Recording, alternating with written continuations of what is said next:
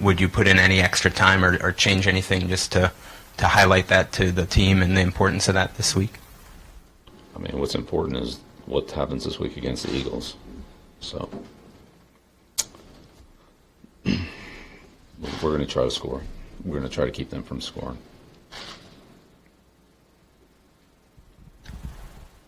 Bill, what have you seen from two of your former players in Chris Long and LeGarrette Blount this season? Yeah, they've done a good job for them. Both guys have been productive, having good years. Along with a lot of other guys on the team. Solid. What about LeGarrette in relation to the other running backs in that group that they have? Well, all those guys are productive. They use them. They're all different, and they're all very productive. They use them in different ways. Coach Peterson does a great job with the running backs, the tight ends, the receivers, just the overall offensive scheme of utilizing the skills and the players that he puts in there, but at the same time not making it. He does what they do well, but not in such a way that there's an overriding tendency where kind of the defense knows exactly what it is. He does a great job of balancing those things off and making it hard to. He gets a lot out of the players without you kind of knowing exactly what it is until usually it's too late. So, but they use a lot of players on offense, and they're all productive. The backs, the tight ends, and the receivers. Bill, just wondering about the Eagles front four and what makes them such a unique group. Is it the depth of that group? Yeah, it's a lot more than four. I wish it was just four. It's about 8, 9. Yeah, again, it's a very disruptive group. They're hard to run against, hard to throw against. Again, they're well coached, very instinctive. Screens and plays like that you think will be will take the edge off the pass rush. Don't look as good as you think that when you run them. They don't look as good as what you think they're going to look like. Draw screens, things like that. Play action. A lot of times they still they blow those plays up too. So they do a good job. They got a lot of good players. They have good inside rushers. They have good outside rushers. I mean, Cox is as good as anybody in the league at his position. He's a very disruptive player. Great, hard to block, run, pass, no matter what it is. Good edge rush, and they come hard every play. These guys really play hard. There's no plays off, so you're gonna have to block them on every play. You can't get away from them. There's nowhere to go. So you're gonna have to deal with that front down after down, and they wear you down. It's a great group, and that's a huge strength for their defense. Bill, you've touched on the number of players involved in an offense in different ways, multiple tight ends who catch the ball, multiple receivers, I think, with more than a half dozen touchdown catches this year, backs who do different things. Does this team force you to defend basically every sector of the field? And when you have an offense like that, how difficult is it to prioritize the things that you need to take away in defense? Yeah, no, that's exactly what they do. Yeah, you got to defend every blade of grass. There's no place that they can't get to. They get to everywhere. They get to it with a lot of different ways, and that's a big challenge for the defense. Run the ball in the A gap and filling up on the sideline, all the places in between. They do a good job of creating conflicts for the defense, and that's difficult too. When a guy gets a key and it's two different plays look like the same play, and if he's right on one, he's wrong on the other, and a lot of those plays are read by the quarterback, so it's actually both plays are in play, and then the quarterback makes a decision on what to do as he reads the defense. So you can't be right defensively. It's the philosophy there. So there's a lot of that. Yeah, they do a real good job of attacking every inch of the field. Bill, there's been a lot of talk about Danny Amendola the last couple of weeks, especially with his strong performances in the playoffs. I was curious what you remember, if anything, from when he was coming into the league, 2008 out of Texas Tech, undrafted. and sort of took him a couple years to find his place. And does anything stand out to you from when you guys were tracking him? Because I know you track every player, as to what you remember about him at that time. Yeah, well, we missed on two guys there. So really, what the light went on with Josh. Josh was here. Josh, had him in St. Louis, and you saw a good player in St. Louis, but you didn't see all the things behind the scenes that you kind of can see when you actually have the player in your team. Josh saw that, and he made us aware of what all the things that Danny does and how well he does and what his skills were and so forth. So that's kind of when it started. And then, of course, once we got him here, then all that became evident to everybody who works with him. Can you give us an update on Rob Gronkowski? Has he finished his concussion protocol? Do you expect him to play? Yeah, we'll be compliant with the NFL injury report, and when that's required, we'll put it on there. When is that process completed, finished? When's what process finished? The concussion report, Whatever his situation is, whatever his status is, we'll put it on the injury report. We'll make sure the first one to get it. I'm sure you will. Do you expect him to play? Not a problem. Do you expect him to play? We'll put it right on the injury report, and that's what we're going to do. Okay. Just like everybody else does. We'll make sure you're first on the list too, Stacy. Thank you. I appreciate it. I don't want to hold anything back here. Get that out there right away. I know you don't. That's all we can do.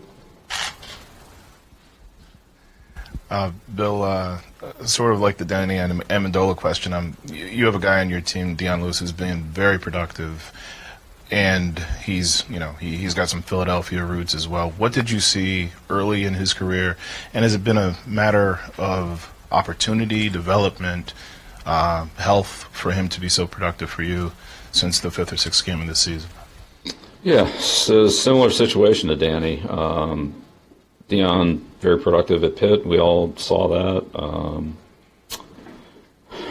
Went to Cleveland, got off to a fast start, got injured, missed most of the whichever year that was. And again, it was Mike Lombardi. Mike was here. Mike was with him. He saw him, and same thing that I just talked about with Danny, with Josh. Mike saw that at Cleveland.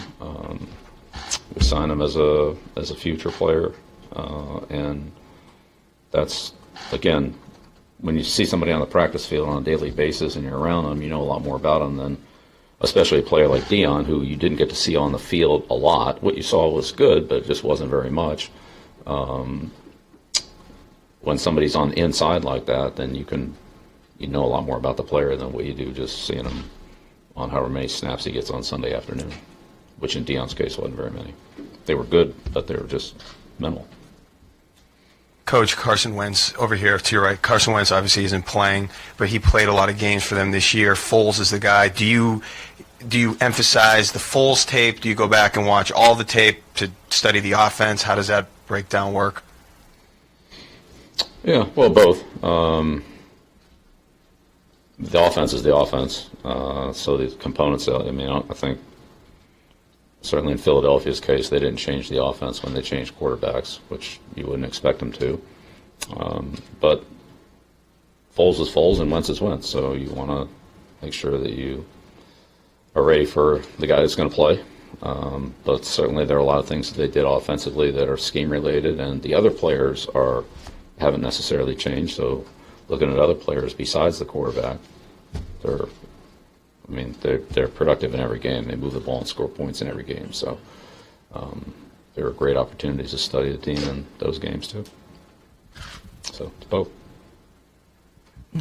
Bill, you obviously had seen a lot of James Harrison over the years when he was in Pittsburgh, and even before that. What have you seen since he got here? What has he been able to give you in the few weeks you've had him? James has been great. Really professional, works hard. There are a lot of things that we do that are different than what he's done in the past, but he's adjusted very quickly. I give him a lot of credit for that, and has tried to learn and do everything that we've asked him to do. to the very best of his ability, and you can't ask for any more than that.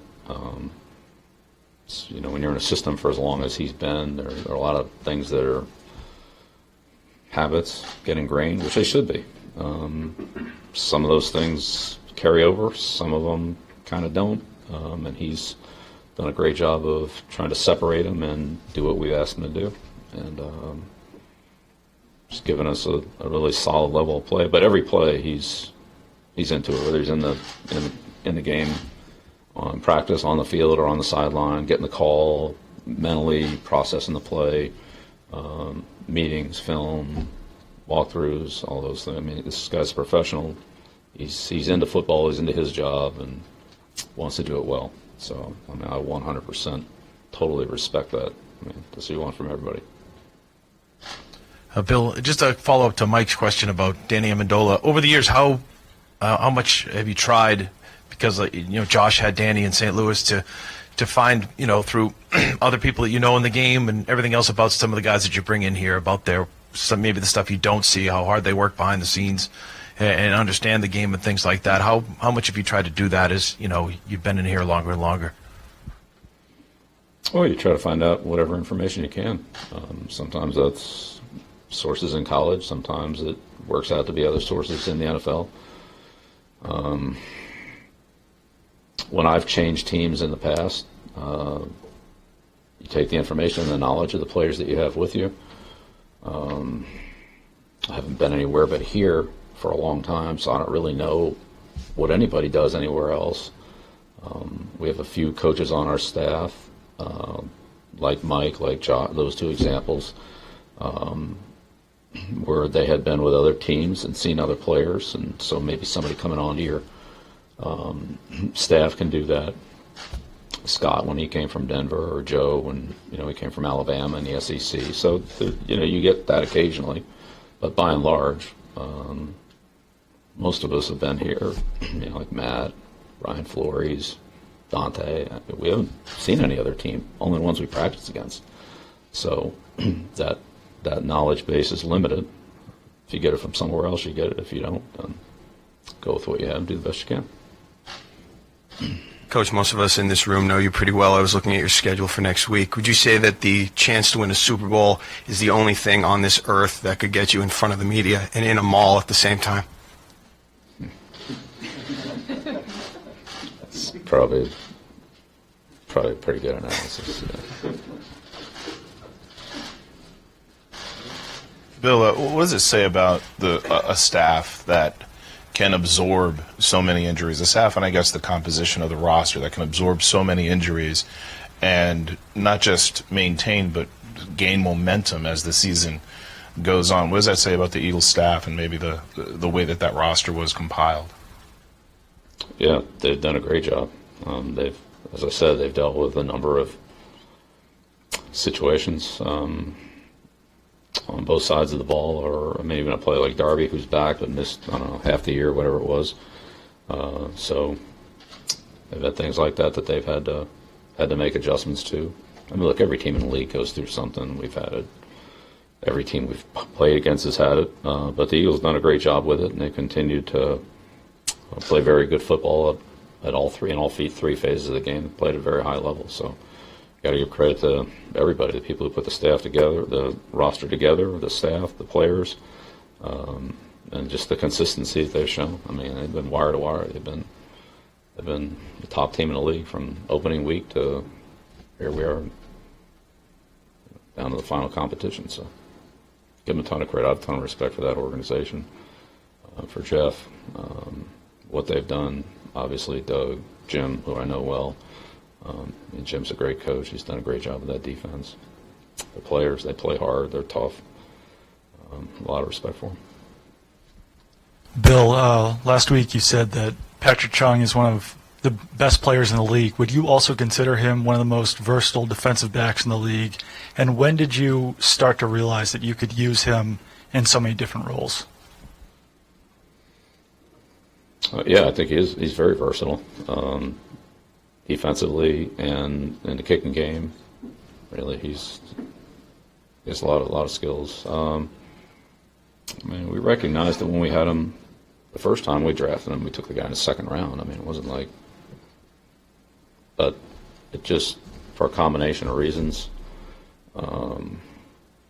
so, big part of it, mistakes that I personally made. It didn't work out the way that we hoped it would, but we got it right the second time. And I think we've been able to utilize him.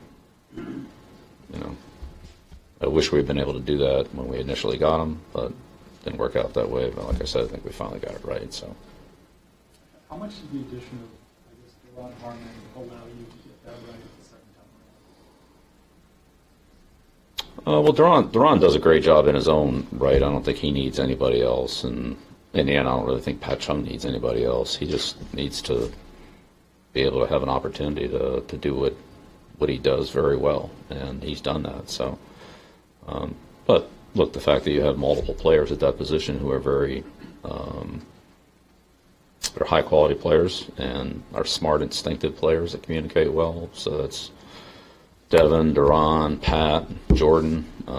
All those guys are really, doesn't matter who's in there. We're very confident with all of them and what their role is, and they can all do a lot of different things. And that gives us some interchangeability and some flexibility. So it's been a huge luxury. We've been able to maintain that group, the consistency of that group, including Nate, even though he's not on the roster right now, the active roster, but his role, the consistency that we've had from those four, call it five guys, including Nate, the last 3+ years it's been great. It's hard to get in this league. That's the way it was back when I was with the Giants, when you had the same guys, for 6, 7, 8 years in a row. You had a different level of consistency and performance and confidence and trust in each other that the way the game is now, it's hard to get that. You get it in a few spots occasionally, but there was a different point in time when that was kind of the norm. And the teams you played against, it was a lot of the same matchups. But we've been very fortunate at that position. Those guys are durable, they're tough. They show up every day. They're ready to go every day, and they perform well. Pat's done a great job for us in a lot of roles, and so is Deron, so is Devin, so is Jordan, to a lesser degree, but his time will come, and so is Nate. So it's been a real luxury. Bill, how far in advance? Sorry. Bob Sosi, I'll get to the question. Bill, NFL Films captured a scene in Sunday's game after Dion fumbled where he had gone to the sideline, and one of your defensive assistants appeared to be one of the first people who came over to him to offer encouragement and tell him he'd have a chance to make a play. Immediately after that, your special teams coach essentially did the same thing. How much is that a reflection of or a byproduct of creating a concept here where it's 3 phases, 63 guys, including the practice squad, one team? Yeah, it's a great question, Bob. It's an interesting dynamic because when you start in training camp, everybody's on the team, but everybody's not on the team. And you have very competitive situations between, especially the offense and the defense, guys trying to make the team, guys trying to compete for playing time. And it's really, you earn that by competing against your teammates, against each other. So there becomes kind of a competitive rivalry that I wouldn't say brings the team together necessarily, because that's the nature of the competition. And then at some point, it kind of, once your team gets settled, there's still a competitive aspect to it, but then it separates to coming together at those moments in the game or in other team moments that the team goes through. And I think that just speaks to the maturity of the team, not just the players, but the coaches and the other support people, the entire organization, of finding the right time to do the right thing. And there's time to go out on the field, which we'll have those this week. We had them last week, where those guys will battle with each other and they'll go back and forth, and there'll be some emotional competition on the field, and then there'll be other moments, maybe like the one you described, where it comes together a little bit differently. And so some of that's timing, some of that's judgment, and Certainly, a lot of it is character and leadership by the individuals involved. So, but it's a balance, and it's not. It changes. It's not always the same. Sometimes the competitive side takes over. Sometimes the compassionate side takes over. Sometimes you're in the middle. And it's a long season, and there's a time and a place for all of them. And there's also a wrong time and a wrong place for all of them too. So it's an interesting dynamic that changes with every player, with every team, with every situation. But hopefully, it can be more on the positive side at the right time. So it's a great question, though. It really is. Final question. Bill, how far in advance does the scouting department start looking at a potential NFC champion, or started to look at Philly? I know you mentioned that you're not too familiar with them, so does it start in the regular season? Is it when they clinch the playoffs? Just how does that process kind of work? Well, first of all, we cover every team. So there isn't a team in the league that isn't covered by the personnel department, the pro personnel department, because in a fairly short amount of time, in a couple months, we'll be into free agency, and there'll be players from every team in free agency. So you can't neglect a team, their roster and their composition, which includes scheme and coaching staff and so forth, because there's a lot of ways that the team comes together. Every team's covered in the league. And then as things narrow down, we know who our opponents are for 16 games. When we get into the playoffs, then we can start to narrow that down at some point, week 14, 15, 16, whatever it is. And then our scouting department puts a little different focus on those teams, and probably some of the people that have those teams during the regular season for eventual free agency, or if a player situation were to come up, say a player was released off another team, like Kenny Britt, for example, when he was released from Cleveland. Even though we don't play Cleveland, we still do Cleveland. It's somewhere in the organization. So as it narrows down, then we start to look to the teams that potentially we could face.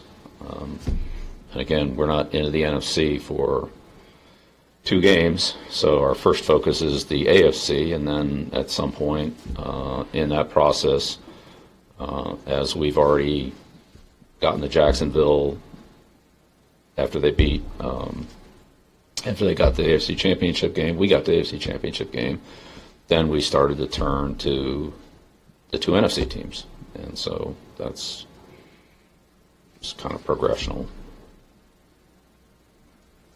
Bill, when Chris Long went to free agency, he said he was interested in finding a new role in a different defense. I wondered what you've seen with his new role in the Eagles defense, how it differs maybe from how you used him last year. Yeah, I think his defensive role is similar to what it was when he was with the Rams, and Chris has a lot of good skills. But his overall skill set and experience is probably definitely is more in the system that he's in than it was in our system, which is closer to the system they played in with the Rams. And he did a great job for us, and there was no better teammate or guy that tried to embrace the program than Chris, but in the end, he's probably has a better fit there. For his skills and for this point in his career than maybe we had for him. So that's, I understand that. He probably made a good decision. Probably did. Not that it wouldn't have worked out here. I'm not saying that, or maybe it couldn't have worked out here. I don't know, but it certainly has worked out well for him there, just like it worked out well for him here last year. And so that's one of the benefits of free agency, is it gives players opportunities and teams to find the right guy for the right situation, to put guys onto your roster that you need, or if a team has an excess of players at a certain position, then it gives those players an opportunity to go somewhere where there's a better opportunity for them. So We saw that when I was with the Giants. We had a lot of depth at linebacker. We had guys that didn't play at linebacker because of the players ahead of them, not because they weren't good players. That had there been free agency, they probably would have played somewhere else. And so that's one of the reasons why free agency was talked about and advocated. And I think that's one of the benefits of free agency, that it's worked well for players like that to give them options. And the team and the player makes the right choice, then it works out well. Okay. All right.